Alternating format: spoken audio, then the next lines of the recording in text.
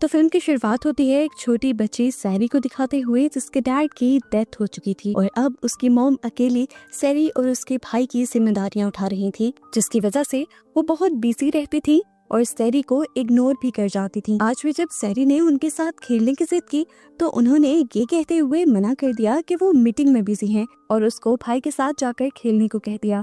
सैरी भाई के कमरे में गई तो उसे कमरे में एक शैडो नजर आया और तभी उसके भाई ने पीछे से आकर उसे टच कर दिया। वो डर कर चिल्ला उठी।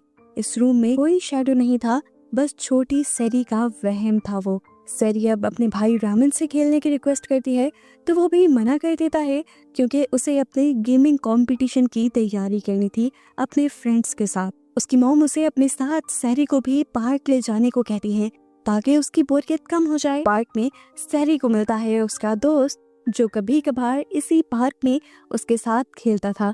सैरी उसके साथ बिजी हो जाती है और रेमन अपने फ्रेंड्स के साथ। सैरी और वो लड़का हाइड एंड सीक खेलने का डिसाइड करती है और सैरी अपने भाई के पास जाती है और उससे कहती है मुझे अच्छी जगह छुपाने में मदद करें ना प्लीज। तो रेमन उसे डांट कर भेज देता है कि देख नहीं रही हो मैं बिजी हूँ यहाँ। सैरी उदास होकर वहाँ से चली गई तो यहाँ एक सिक्योरिटी गार्ड आया जिसने इन सबको वार्न किया कि इस टाइम बच्चों का इस पार्क में खेलना सेफ नहीं। लेकिन ये सब तो अपनी गेम में इतना बिजी थे कि किसी की क्या सुनते। सैरी को हम देखते हैं जो पार्क के पास बने एक खौफनाक घर के अंदर आई जहाँ उसे दिखी सीढ़ियों पर बैठी एक खौफनाक औरत, जिससे डरने के बजाय सैरी ने उससे मदद मांगी छुपने के लिए। और हमें एक डरावना मंजर दिखाया गया कि उसी औरत ने जल्दी से सैरी के करीब आकर अपना बड़ा सा मुंह खोला और खोलते हुए पूरा सैरी को खा लिया, उसे कच्चा ही निकल लिया। यहाँ जब सबके घर जाने का वक्त हुआ तभी रेमन को सैरी का ख्याल आया।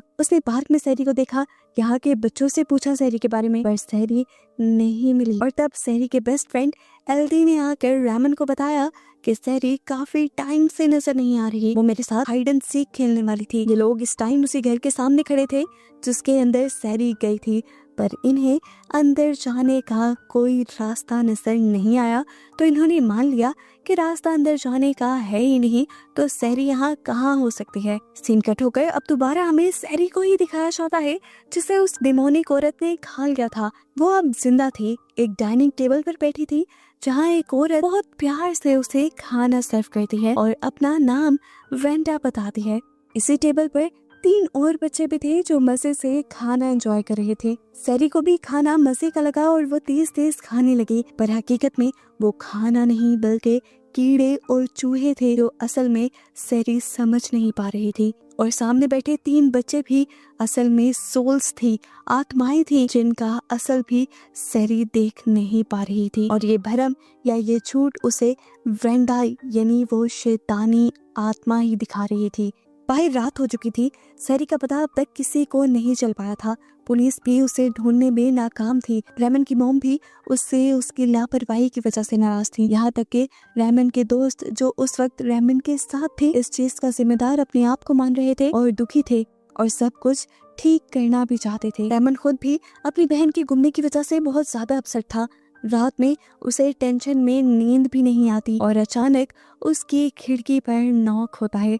वो चौंककर उठा ही कि पीछे से उसकी अलमारी खुल गई। उसे देखकर उसने वापस खिड़की की तरफ मुंह किया तो वहाँ उसकी बहन की डिमोनिक यानी शैतानी सोल खड़ी थी, जिसे देखकर वो डर जाता है और अगले ही सेकंड सैरी उसके सामने आकर उसे धक्का देकर रूम से बाहर चली जाती है। रेमन खुश हुआ, उसे लगा कि सैरी घर वापस आ गई है। वो बाहर गया तो सैरी घर में भाग रही थी पर उसकी हाथ नहीं आई और तभी सैरी के पाँव उसे टेबल के नीचे नजर आए। रेमन डर गया क्योंकि कुर्सी के ऊपर कोई नहीं था। अब सैरी उसे विंडो के पास दिखाई दी। उसे जाकर सैरी को टच किया तो वो एक शैतान में बदल गई और डरावनी आवाज में बोली, मुझे ढूंढना बंद करो, मैं जहाँ हूँ बहुत खुश हूँ। दूसरी तरफ रेमन की फ्रेंड को भी अपने रूम में उसकी मॉम अजीब तरीके से बैठी दिखाई देती हैं, जो उनसे कहते हैं कि जो पार्क वाला घर तुमने देखा है वो खाली नहीं है, उसमें एक शैतानी ताकत है। ये लड़की उनकी बातों को समझ नहीं पाई और तभी उसके घर पे दरवाजा नॉक हुआ। उसने जाकर बाहर देखा तो शौक रह गई कि उसकी मॉम तो उसके डैड के साथ बाहर थी, जो उसके रूम में थी वो कोई और ही एंटिटी थी। अगले दिन क्लास में भी रामन उदास था और उसे गार्ड की वार्निंग याद आई कि शाम में बच्चों का पार्क में रहना ठीक नहीं। वो जब शाम में गायब होने वाले बच्चों के पीछे की रीजन सर्च करता है तो उसे एक डिमोनिक एंटिटी यानी एक शैतानी ताकत के बारे में पता चलता है जो बच्चों को पकड़कर अपनी भूख मिटाती है। कंप्यूटर स्क्रीन पर उस एंटिटी की तस्वीर भी एकदम से हिलती है और डर कर रेमन क्लास में ही चीख मार देता है और क्लास ओवर होने पर ये एंटिटी वाली बात वो अपने दोस्तों को भी बताता है, जिसे उसकी बातों पे यकीन था क्योंकि रात से उन दोनों के साथ भी अजीब डरावने काम हो रहे थे। यहाँ रामन का दोस्त उसे इस एंटिटी के बारे में और भी नॉलेज देता है कि वो एंटिटी उन्हीं बच्चों का शिकार करती है जिनको घर पर प्यार नहीं मिलता और फिर वो उनको माँ का प्यार देती है। ये एंटिटी बच्चों को जान से मारने से पहले उनकी फैमिली को 3 दिन का वक्त देती है।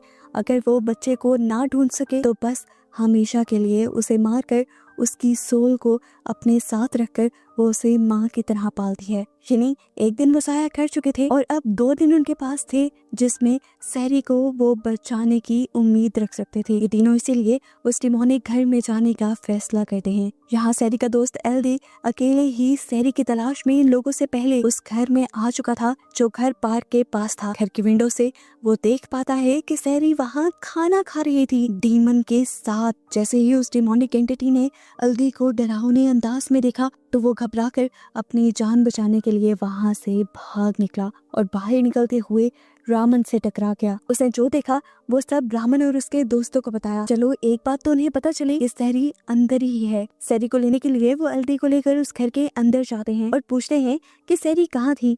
सैरी पहले डाइनिंग पर थी लेकिन अब वहाँ कोई नहीं था। रमन एल्दी से कहता है ठीक है, बस तुम्हारा काम यही खत्म हुआ, तुम जल्दी से घर चले जाओ। लेकिन एल्दी घर जाने से मना कर देता है क्योंकि उसे भी सैरी को ढूंढना था। इन्हें यहाँ की चीजें देखते हुए एक सफेद चादर में एंटिटी दिखाई देती है। ये लोग डर जाते हैं लेकिन डरते हुए वो उस चादर को हटाते हैं, लेकिन वो तो बस एक चादर में छुपा लैंप था। यहाँ एल्दी को जब सैरी की झलक नजर आती है तो वो उसका पीछा करता है और पहुंच जाता है एक डेमोनिक कमरे में। जबकि रामन को भी सैरी की आवाज सुनाई देती है जो कि हाइड एंड सीक खेलने के लिए काउंटिंग कर रही थी। उसे पकड़ने के चक्कर में वो भी उसे कमरे में आ गया जहां एल्दी था। दूसरी तरफ रामन के दोस्त को भी कमरे में सैरी दिखाई देती है। जब वो उस कमरे में जाता है तो हमें दिखाया जाता है कि उस एंटिटी ने यहाँ का दरवाजा चुपके से बंद कर दिया। जब उसे ये एहसास हुआ कि वो इस कमरे में लॉक हो चुका है तो वो पैनिक होकर जोर जोर से दरवाजा बजाता है। 1 मिनट के लिए उसकी दोस्त को उसकी आवाज सुन भी जाती है, पर जब वो इस दरवाजे के पास आई तो उसे अंदर कुछ भी दिखाई या सुनाई नहीं दिया। हालांकि वो लड़का अंदर ही था और जोर जोर से चिल्ला रहा था, यहाँ तक कि वो अपनी दोस्त को भी देख पा रहा था। लेकिन जब उसकी दोस्त कमरे से आगे बढ़ने लगी तो वो समझ गया कि वो एंटिटी ही इसके साथ शरारत कर रही है। वो ना अंदर की चीजें बाहर दिखा रही है और ना ही अंदर की आवाज बाहर जाने दे रही है। तभी उस लड़की के पीछे एक कैबिन खुलता है जिसके अंदर उसे सैरी दिखाई देती है जो एकदम से अपना बड़ा सा मुंह खोल लेती है और उसे देखकर वो डर कर वहीं बेहोश हो जाता है। बाहर उस लड़की को भी सैरी की झलक दिखाई दी। सैरी को पकड़ने के लिए वो जैसे उसके पीछे भागी तो सैरी एक कपड़े के अंदर जा छुपी और उस लड़की के देखते ही देखते एक बहुत बड़ी एंटिटी में तब्दील हो गई। ये सब देखकर वो लड़की भी बहुत ज्यादा डर गई। दूसरी तरफ हमें रामन और एल्दी को दिखाया जाता है जो सैरी को ढूंढते हुए एक दूसरे कमरे में आ गए थे जहाँ पर इन्हें एक डायरी मिलती है। यहाँ पर बहुत सारे लैंप्स पे थे जिन्हें ये लोग जला लेते हैं। इस डायरी को पढ़ने पर इन्हें पता चलता है कि इस घर में पहले जो फैमिली रहती थी वो खुश बिल्कुल नहीं थे। यहाँ का ओनर अपने बीवी और बच्चों को खूब पीटता था। ये पढ़ते हुए एल्दी भी रामन को बताता है कि इस तरह तो मेरे भी डैड मेरे साथ बहुत बुरा सलूक करते हैं, वो मुझे मारते भी हैं। वो अपनी कमर दिखाता है जहाँ पर बहुत गहरे जख्मों के निशान थे। उसके ये दिखाते ही ऊपर से छत टूटती है और कोई अनजान ताकत उसे वहां से खींच कर ले जाती है और रामन उसे बचा भी नहीं पाता, बस ये सब देखता रह जाता है। फिर उसी सुराख में से उसे नजर आती है अपनी बहन सैरी जो कि उसकी मॉम के साथ खड़ी हुई थी। रामन समझ गया कि ये उसकी मॉम नहीं है बल्कि वही एंटिटी ही है। उसने सैरी को कहा फौरन मेरे पास आ जाओ, तुम्हारे पीछे जो खड़ी है वो हमारी मॉम नहीं है। उसके कहते ही वो एंटिटी अपना चेहरा बदल देती है लेकिन सैरी उसके पास नहीं आती, वो तो उस एंटिटी की उंगली तोड़कर खाने लग जाती है।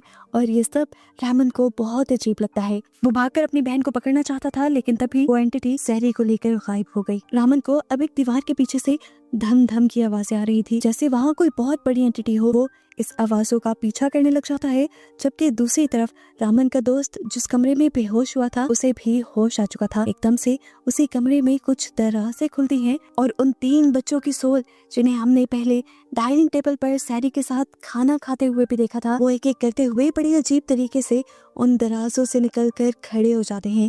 ये लड़का ये सब देखकर बहुत ज्यादा डर जाता है। वो तीनों बच्चे अब आहिस्ता आहिस्ता कदम बढ़ाते हुए उसके करीब आ रहे थे, जिनसे बचने के लिए उसने दरवाजा खोला और वो बाहर चला गया। शुक्र था कि ये दरवाजा ब्लॉक नहीं था। बाहर वो अपने दोस्त से टकराया, जो भी बहुत ज्यादा घबराई हुई थी। उसके साथ भी जितने डरावने काम हुए थे उसने अपने दोस्त को बताए। उसने ये भी कहा कि बाहर से एक आदमी गुजर रहा था, मैंने उसे मदद के लिए आवाजें भी लगाई, लेकिन वो मेरी आवाजें सुनकर डरकर ही यहाँ से भाग गया। यहाँ रामन उस धप धप की आवाज का पीछा करते हुए एक अजीब से डरावने कमरे में आ चुका था, जहाँ अब उसके सामने एक बहुत बड़ी शैतानी एंटिटी थी। ये वही एंटिटी थी जिसके बारे में उसने गूगल पे सर्च किया था, कि बिल्कुल तस्वीर जैसी ही लग रही थी, या कह ले कि तस्वीर से भी कहीं ज्यादा भयानक लग रही थी। उसके हाथ में इस टाइम अल्ती था। रामन चुप के ये सब देख रहा था। वो अपना बड़ा सा मुंह खोलती है और अल्दी को कच्चा ही निकल जाती है। डर के मारे रामन हिल भी नहीं पाता। वो जैसे ही अगले पल मुंह उठाता है तो वो एंटिटी उसके सामने थी। डरकर वो सीढ़ियों से ही नीचे गिर गया। सीढ़ियों से नीचे गिरते ही उसे उसके दोस्त संभाल लेते हैं और वो दोनों दोस्त उसे इस घर से निकल जाने को कहते हैं। वो रामन को बताते हैं कि किस तरह उनके साथ यहाँ पर बहुत सी पैरानॉर्मल यानी डरावनी चीजें हुई हैं। रामन भी उनसे कहता है, हाँ तुम सब ठीक कह रहे हो, क्योंकि मैंने खुद अपनी आंखों से वीवी गोम्बल नामी एंटिटी को यहाँ देख लिया है, जो बच्चों को खा जाती है, और उसी की वजह से यहाँ पर ये सारी नेगेटिव चीजें हो रही हैं। रामन उनसे कहता है, बस एक आखिरी मर्तबा हम उस कमरे में जाएंगे जहाँ अल्दी गया था। अगर हमें सारी ना मिली तो हम लोग घर चले जाएंगे। रामन की बात मानते हुए ये तीनों उस कमरे में तो आते हैं, लेकिन यहाँ पहले तो उन्हें कोई नहीं दिखता। फिर उसे सारी दिख जाती है, जो एकदम से यहाँ चलते हुए गायब भी हो गई। इससे पहले कि ये लोग यहाँ से चले जाते, इन्हें एक काले रंग का कपड़ा हवा में उड़ता दिखाई देता है, जिससे ये लोग बहुत ज्यादा डर जाते हैं। और फिर वो काले कलर का कपड़ा एक औरत और उसके 3 बच्चों में तब्दील हो जाता है। ये वही औरत थी जिसके साथ सैरी बैठकर खाना खा रही थी। रामन उससे पूछा है, आखिर तुम हो कौन और तुम सैरी को छोड़ के नहीं रही? तो ये लड़की अपना नाम वेंडा बताती है और कहती है कि मैं सैरी को किसी को वापस नहीं करूंगी, क्योंकि सैरी को कोई इतना प्यार नहीं करता जितना मैं करती हूँ। यहाँ पर वो सैरी को भी बुला लेती है और उससे पूछती है, क्या तुम घर जाना चाहती हो? तो सैरी ना में जवाब दे देती है। सैरी उससे कहती है, वेंडा बहुत अच्छी है, वो मेरी सारी बातें मानती है, मुझसे खेलती भी है और मुझे अच्छा खाना भी बना कर देती है। रामन बहुत ज्यादा कंफ्यूज हो गया था। वो अपनी बहन को हर हाल में बचाना चाहता था। वो उसका जाकर हाथ पकड़ने की भी कोशिश करता है, पर पकड़ नहीं पाता। तब उसका दोस्त उसे बताता है, ये सैरी नहीं है, बल्कि ये सैरी की सोल है। इन्होंने जरूर सैरी की सोल और सैरी के जिस्म को अलग अलग कर लिया है। अगर हमें सैरी को बचाना है तो हमें पहले उसके जिस्म को ढूंढना होगा। रामन को बहुत ज्यादा गुस्सा आ रहा था। वो वेंडा नामी इस औरत से कहता है, तुम असल में कौन हो? तुम अपना असल मुझे दिखाओ। उसके ये कहते ही वेंडा नामी इस औरत का जिस्म अकड़ने लग जाता है और एकदम से वो वीवी गोम्बल नामी एंटिटी में बदल जाती है। रामन एक चेयर उठाकर वीवी गोम्बल को मारने की कोशिश करता है, लेकिन एक भूत को मारने का ये सबसे गलत तरीका था। रामन के दोस्त के पास एक चाकू भी था, जिसे जाकर वो जल्दी से वीवी गोम्बल के दिल की जगह पर स्टैब कर देता है। खून के फवारे वहाँ निकलते हैं और एक अजीब चीज होती है कि वो सारा खून एक बॉल में बदलते हुए उसी लड़के के मुंह के अंदर चला जाता है जिसने वीवी गोम्बल के ऊपर हमला किया था। इस खून की वजह से वो लड़का वॉमिट करने लगता है और वॉमिट कर करके बेहोश हो जाता है। यहाँ पर वीवी गोम्बल अब रामन का भी गला पकड़ लेती है, उसे दबा देती है और उसे बेहोश कर नीचे फेंक देती है। बेहोशी में वो एक अलग ही दुनिया में चला जाता है, पास्ट में चला जाता है, जहाँ पर उसे इस घर की हिस्ट्री पता चलती है। वेंडा नामी जिस औरत की झलक वो बार बार इस घर में देख चुके थे, वो ही इस घर में रहती थी, लेकिन उसका हस्बैंड एक अच्छा इंसान नहीं था। वो वेंडा के प्रेग्नेंट होने पर भी उसे मारता है और कहता है कि ये बच्चा उसका नहीं हो सकता। वेंडा उससे कहती रह जाती है कि तुम्हें मेरा यकीन करना होगा, लेकिन वो आदमी वेंडा को ही मारने लग जाता है और वेंडा को बचाने के लिए उसके यहाँ 3 बच्चे भी आ जाते हैं और ये बुरा इंसान उसके बच्चों के सामने ही गरम गरम चाय से उसका मुंह जला देता है और फिर घर को छोड़कर चला जाता है। अपने हस्बैंड के ऐसे चले जाने की वजह से ब्रेंडा बहुत ज्यादा दुखी हो चुकी थी। काफी सालों से वो घर से बाहर नहीं निकली थी अपने हस्बैंड की वजह से। अब घर कैसे चलाना था उसे समझ नहीं आ रही थी। जब सारी चीजें घर पे खत्म हो जाती हैं तो वो खुद को और अपने बच्चों को जहर देकर मार देती है। मरने से पहले उसने खुद यहाँ अपने घर पे वीवी गॉम्बल को बुलाया था। वो भी वीवी गॉम्बल के बारे में सारी चीजें जानती थी और वो वीवी गॉम्बल से कहती है कि तुम चाहे मेरी सोल ले लो अपनी ताकत बढ़ाने के लिए, लेकिन मेरे बच्चों को प्यार से पालना, उनके प्यार में कमी मत होने देना। साथ ही वो इस घर को एक कर्ज यानी एक श्राप में बदलने को भी कहती है ताकि उसका हस्बैंड कभी भी इस घर में वापस ना आ सके, क्योंकि अब उसे अपने हस्बैंड से नफरत हो चुकी थी। और फिर उस दिन के बाद से ब्रेंडा और उसके बच्चों के सोल के साथ साथ वीवी गॉम्बल भी इसी घर में रहने लगी और ये घर डिमोनिक हो गया, यानी शैतानी घर बन गया जिसमें नेगेटिव एनर्जीज के अलावा कुछ नहीं था। ये सारा विजन देखने के बाद रामन को होश आ जाता है, उसके साथ साथ उसके दोनों दोस्तों को भी होश आ जाता है और तभी उन्हें वीवी गॉम्बल की आवाज आती है जो उनके साथ हाइड एंड सीक खेलना चाहती थी। वो काउंटिंग करना शुरू कर देती है और डर के मारे ये तीनों जाकर छुप जाते हैं। वीवी गॉम्बल एक सांप में बदल देती है अपने आप को और इन तीनों को ढूंढने लग जाती है। उसे सबसे पहले मिलती है लड़की जिसके पाँव को अपने अंदर जकड़ते हुए वो उसे उल्टा लटका देती है। इससे पहले कि वो उसके साथ कुछ बुरा कर देती, रामन और उसका दोस्त अपनी दोस्त को खींच कर बचा लेते हैं। रामन अब इन सब चीजों से बहुत ज्यादा थक चुका था। वो झुंझला उठता है और जोर जोर से सैरी को आवाज देने लगता है। वो सैरी से कहता है, मुझे माफ कर देना, मुझे उस दिन वो सब नहीं करना चाहिए था। मैं तुमसे बहुत ज्यादा प्यार करता हूँ, लेकिन मैं आज तक तुम्हें जिता नहीं सका।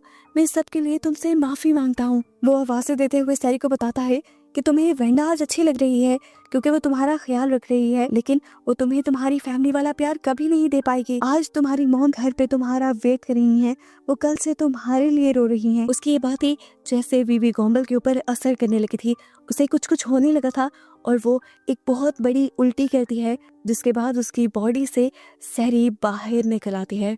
असल में वो सिर्फ उन्हीं बच्चों का शिकार करती थी जिनके पेरेंट्स उससे प्यार न करते हो, लेकिन यहाँ तो सैरी का भाई और सैरी की मॉम उससे प्यार करती थी और इस चीज का सबूत उसे मिल भी गया था। तो ऐसे उसे सैरी को छोड़ना पड़ा। रामन जाकर फौरन अपनी बहन को संभाल लेता है और गले से लगा लेता है।